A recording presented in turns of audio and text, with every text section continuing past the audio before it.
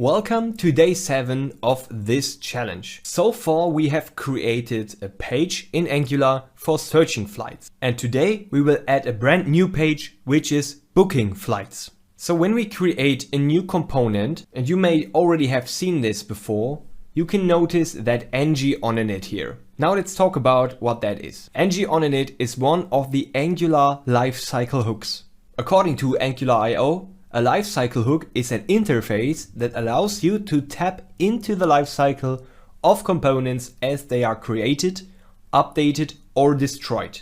ng on init is a lifecycle hook, for example, and is only called once while the component is being loaded. It's actually called after all data-bound properties of a component are initialized. In other words, this event happens after the component is initialized, its data-bound properties are set for the first time, and the component is ready to accomplish further action. In contrast, class constructors are called before component initialization. So if you want to learn more about lifecycle hooks, go to angular.io/guide/lifecycle-hooks. But no worries, it's not too complicated. And today we will start using ng on init. Just keep in mind, ng on init is a lifecycle hook and it's getting called once the component is initialized. Welcome to this video. We will now generate our new component for booking flights. Just to keep it in mind, we have already generated a component for searching flights. Now we will continue with creating a component for booking flights. So in your client app folder on the right side, open it up with right click and then open in terminal.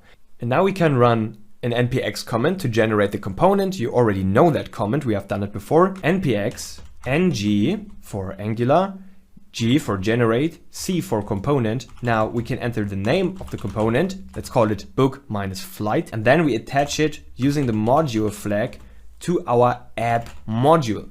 Now npx ng G C book-flight module and then app. Great, let's hit enter. This should generate our new component. Awesome, you can see some new files getting created and the app module getting patched. Now let's switch into the client app folder, source, app, and you can see book flight right here. Just go into the book flight component.ts and you can see the lifecycle hook, right? So you can see ng on init. At the very top you can see an import statement importing the component decorator here and the lifecycle hook on init from Angular core library. Now in the class you can see that it implements on init, so it's an interface, right? You can guess that because it's an implements here, so interfaces are getting implemented, and this is why we have the ng on init lifecycle hook event here. So just for you again, the constructor and ng on init are different. So the constructor is getting called right before properties are set, for example, and the ng on init is called after everything is set up. But constructor and ng on init are only called once. Go ahead, switch to our app module.ts, and inside here we now need to add a path for our book flight component too, for sure. So you can see that import book flight component here, it got automatically added here when we set that module flag to app. You can see book flight component here too. And now we can go ahead and add another path. So let's simply copy and duplicate it. But this one is also for search flights. Now this is our default path, so our home path, right? So we don't add any path here. Simply when we visit our page, we will get to search flights. Now I want to add another route for search flights. So when you enter localhost port and then /search flights, that you also get to that search flight component, right? We can remove the path match right here. Now duplicate that line, and now we add a new path so that we have 3 in total, but this one is for book flight. So not book flights, book flight, right? Search flights and book flight, so /book flight will lead us to component of book flight for sure. Now we have 3 paths: home path, search flight path, and book flight path. Now let's start our application. In our URL bar, simply search for or write down book-flight. We will now get redirected to our new component, book flight works. Great. Now we need to implement our new page here for booking flights into our main page for searching flights. Now, when we come to search flights and we search for our flights, we can simply press on that search button here. You can see the book button, right? Now, once we click on that book button, you can see that nothing is happening, right? But it should ideally lead us to the book page that we have just created, or the book component. So let's do that. Let's add some routing here. Inside of our project, let's go to Client App, Source, App, Search Flights, and then Search Flights Component HTML. So we go in that template. Now let's scroll down a little bit until you can see the A tag, which is a link right in the middle part that was collapsed here for me. Now here you can see that link, right? Which is saying book. This is the book button because we have styled it as a button, even though it's a simple A tag, which is a link. Now let's add the routing inside of that A tag. So once you click on the link, you will get redirected. The brackets say router link equals to, again, brackets, now single quotes, slash book minus flight. So we have just registered that route inside of our app module, right? Let's save it and run the application and check if we get redirected. Simply hit Ctrl F5, for example. Now, when we search for a flight, you can see we get redirected once we click on book. That's fine. But now, I guess you already can see a problem, right? So I will always get redirected to the component without specifying which flight I'm talking about. So it doesn't really matter if I click on that one or this one or that one here, right? Every one of those has a unique ID, which we are creating in the REST API backend. Just remember that we're using a new GUID there, right? Which automatically is always unique. So if I click here on book flight, it should redirect me to the component and say, hey, this is the flight Los Angeles to Istanbul and you want to book it, right? Or if I click on, let's say that one here, it's going from Zurich to Baku, and it should really say on that book component then, hey, this flight is Zurich to Baku. But doesn't matter on what I click now, we don't provide any information on which of those flights I clicked on. Now let me explain you how we can solve this in a presentation. As I earlier said, when we click on the book button of a specific flight, we get redirected to our new component, but we don't have the information about, well, which flight do you want to book? We are simply redirecting.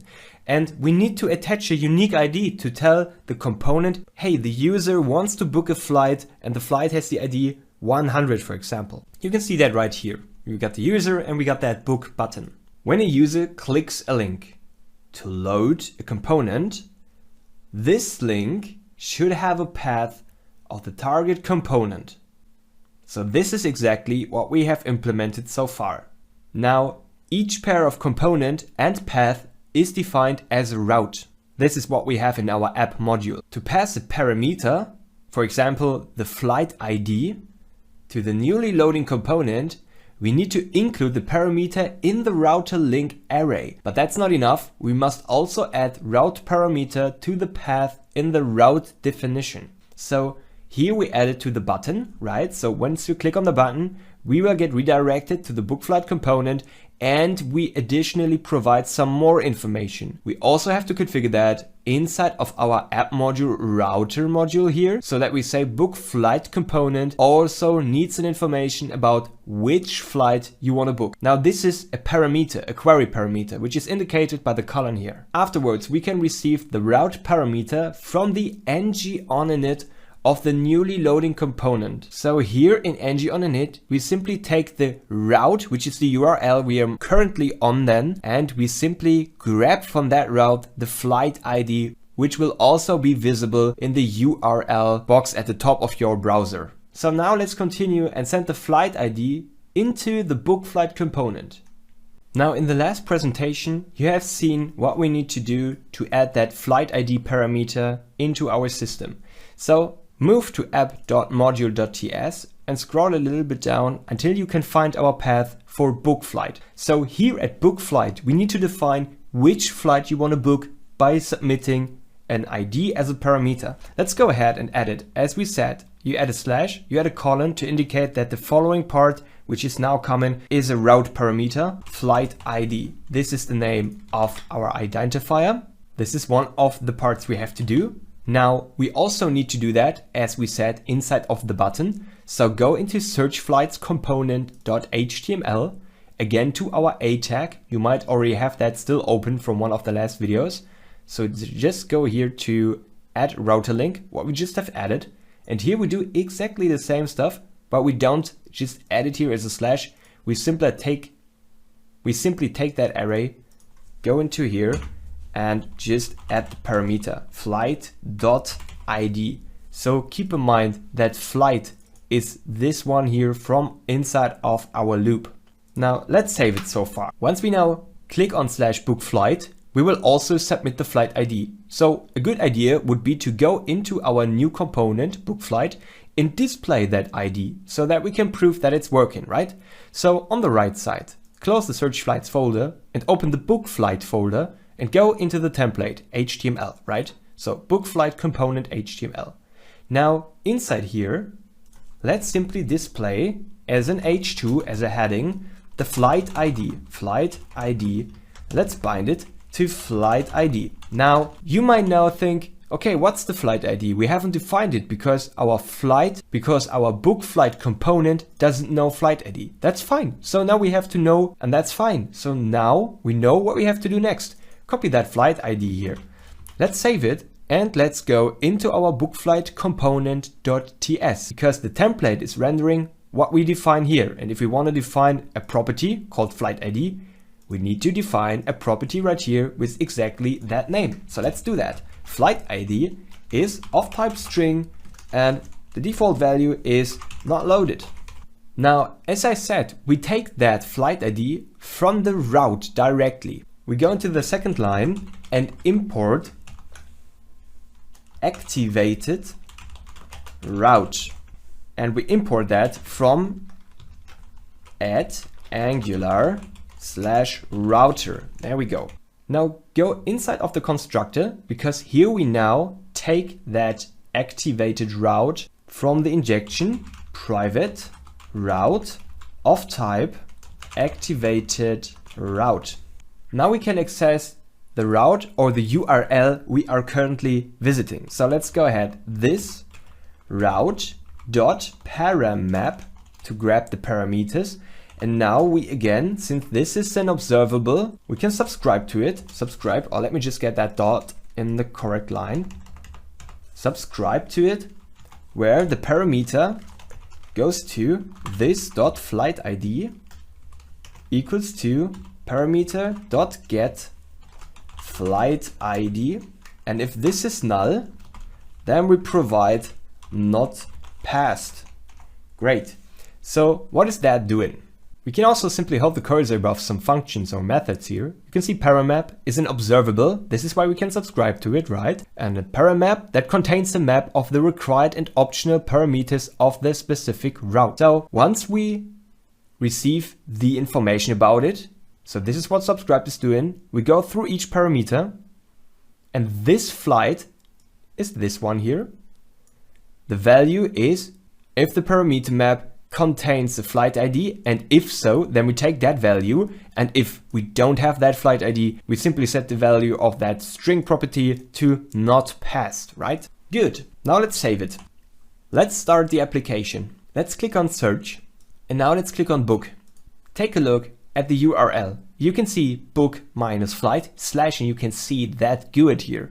This is our flight ID. So it's attached to our URL. Let's call it route. And we now go into the component, access that route here, and simply grab the ID, the flight ID, and display it right here. This is what is happening. And now the component knows, okay, the user wants to book the flight which has this ID. In this video, we want to take a look on some more flight ID processing, and we will switch also to the backend and add there another endpoint. So now later on, we might set that flight ID here manually so that we not only take it from the parameter. So let's go ahead and create an arrow function here. I will explain to you later why we use an arrow function. Find flight equals to flight ID type string and null. Now the arrow goes to this dot flight ID equals to flight ID or not passed. And there we go.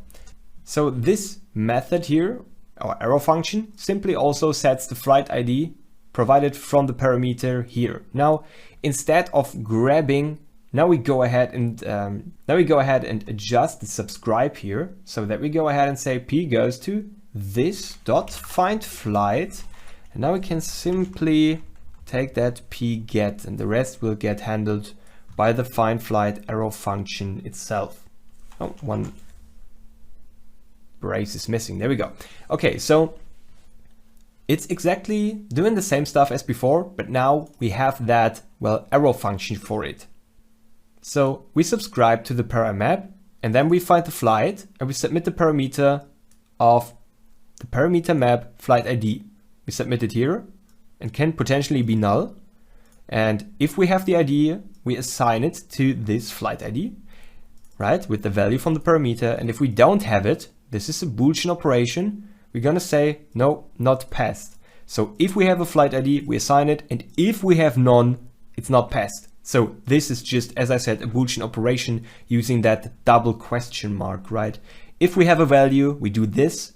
And if we don't have a value, we use the right side. Great, let's save it. Now let's switch back into our REST API project. Open up the controller there. Let me close the client app folder, controller, flight controller. Now we take or create a new endpoint, which is called find. So here we have all of the information, right?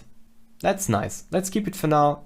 And since it's pretty long, we will write our new endpoint or action right above it. So let's go ahead and do that. Public flight read model find, and it takes the GUID as an ID. So if we want to find a flight, we for sure need any identifier. If we don't have an identifier, which flight should we find, right?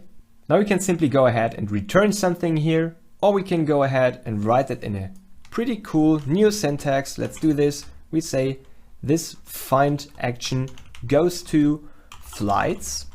Now inside of that controller, we have our search method right here, and we should really make that look a little bit nicer. Let's copy everything here from the new flight array up to the very last element. Let's copy that and then remove it. So search here will now return that list that we have to create. Let's do that, or that array. Call it static private. You can also do private static for sure. Flight read model array, which is called flights, and it's new flight rm. The values are exactly the same, which we have just copied. So let's paste them in. Nice. Now he doesn't know random for sure. So let's go ahead and take that random that we have right here, new random, and bring it right above it. We can also set that to static. So static random random. Now everything will work again. So we just have that flight array here. Let me just collapse it so that it doesn't take so much space, right? Okay. If you are having struggles here, simply go ahead into the GitHub repository and check what we have done here. Now scroll down. You can see that search now throwing an error for sure. So we now go ahead and simply return here the flights, which is an array, which is an IEnumerable. Great. Okay, so now search is working, and we needed to do that since we want to use that flight information somewhere else too. Now let's create our new endpoint. So this time it's about finding a specific flight by using an ID. This is what we have created. This is the moment we have been waiting for, right? So it's again of HTTP GET, but this time we also have a parameter, and this one we just call it ID. We don't need to call it flight ID, right? We can also call it ID. We can specify that later on. Now, public flight RM, right? We want to find the flight, and this is our flight read model. Then call it find. We have that GUID, which is called ID as a parameter. Let's go ahead. So those two will be bound together, ID and ID, the parameter and the one from the attribute right here. And this one, we can also use the nice syntax here, the new one, but you can for sure simply go ahead and return. But we use the nice arrow syntax here. That one returns. We don't need to specify that lot space. We can also go ahead like this and say flights dot single or default where flight goes to f.id equals to the ID from the parameter. Now, this is also an expression, or to be more specific, it's link.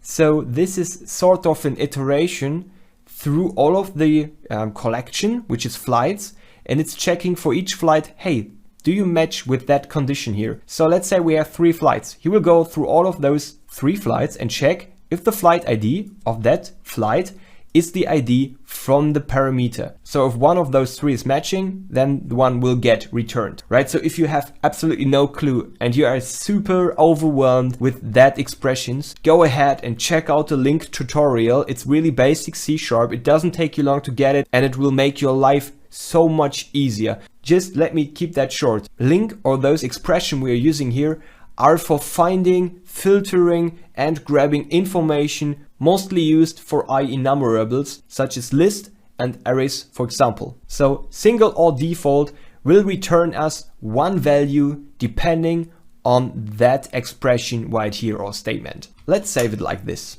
Also want to mention that only adding the parameter ID here to grab the flight ID is not enough. We need to specify it in the HTTP GET configuration here, so that we say this endpoint is taking a parameter with the name ID. Now we're done here. In the next video we will see all of that in action. Now let's run the application, and again write down or find out your ASP port, because we will now take a look at Swagger again. So for me it's port 7208/Swagger/index.html. And now you can see our get flight, our old one, that current existing one, and now we have the new one here, flight, and you can see in the curly braces that parameter, which is ID. Let's go ahead, let's search some flights. Click on try it out, click on execute, and in the response body you can see all of our flights. Let's take for example the one we have here, the first one, which is American Airlines from LA to Istanbul. Let's copy that. And since we have made that, well, search list array sort of flight information static, it will not change during runtime. Only if we start the application again, it will get generated freshly. So the GUIDs, right? Now let's close this response. And as I said, I just copied the ID here. For you, it will for sure be different.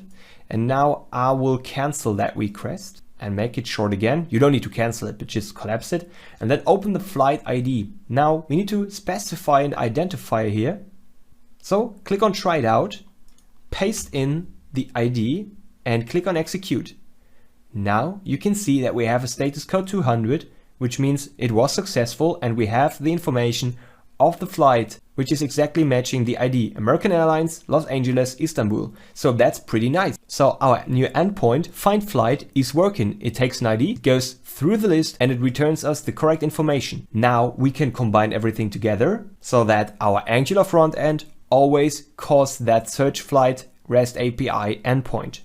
So if I scroll up and change the ID, simply from 0 to 1 for example, and hit execute, you can see that we have a 204 error, which is the error code for no content. So our REST API hasn't found, so our endpoint hasn't found a flight for this ID, which is correct because we have no flight which has this ID, right? Great. So status code 200 means okay, and status code 204 means no content. Okay, that's enough learning for today. I hope you had a lot of fun, and I will see you tomorrow in the next videos.